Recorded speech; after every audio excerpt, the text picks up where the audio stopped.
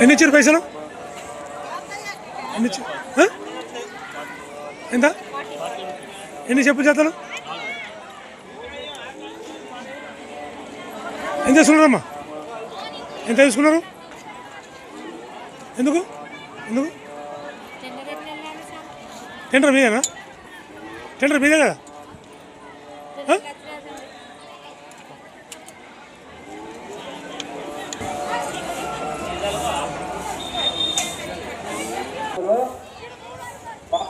పక్కన జూలైలో వెళ్ళగలరు.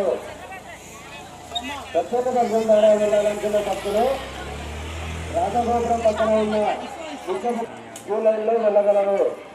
ఇప్పుడు టికెట్ వేళ ఒకరికి 50 రూపాయలు. భక్తులు మీకు టోకన్ ఇచ్చిరా? 100 రూపాయల టికెట్ చేసుకొని వెళ్ళగలరు. కేశగంధనం టికెట్లు కేశగంధనం స్థలం వద్దనే ఇవ్వబడును. ఇప్పుడు విజయాన్ని అర్చన టికెట్లు అంతరాలయం టికెట్లు దేవాలయం లోపలనే ఇవ్వబడును. ఇప్పుడు విషయాన్ని భక్తులు గమనించగలరు.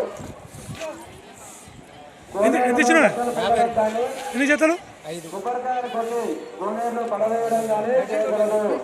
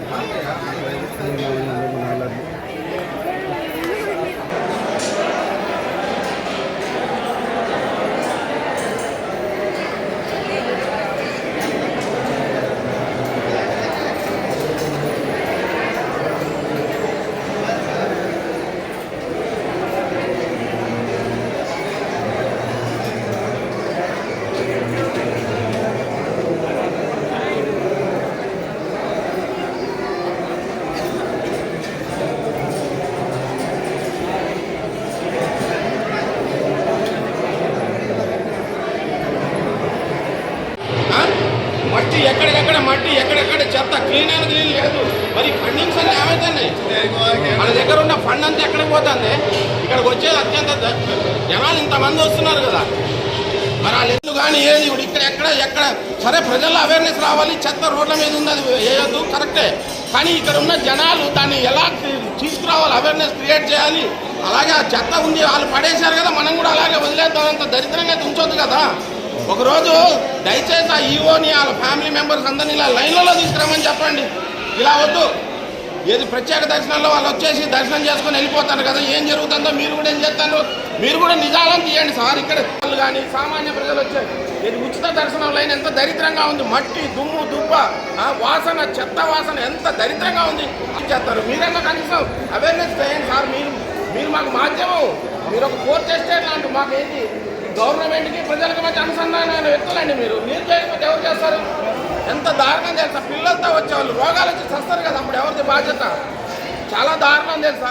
నేనైతే వేములవాడ చూసి అది అంత దరిద్రంగా ఉంది, ఎక్కడైనా అలాగే ఉంది సార్. దయచేసి ఇలా కాదు కదా, ఇటువంటి వాటిని ఏదో స్టైల్గా వచ్చి ఎంకరేజ్ చేసే వాళ్ళని, మాట్లాడే వాళ్ళని కాదు ఎంకరేజ్ చేయడం. మీరు అసలు నిజాలు పంపించండి సార్, దయచేసి నిజాలు పెట్టండి.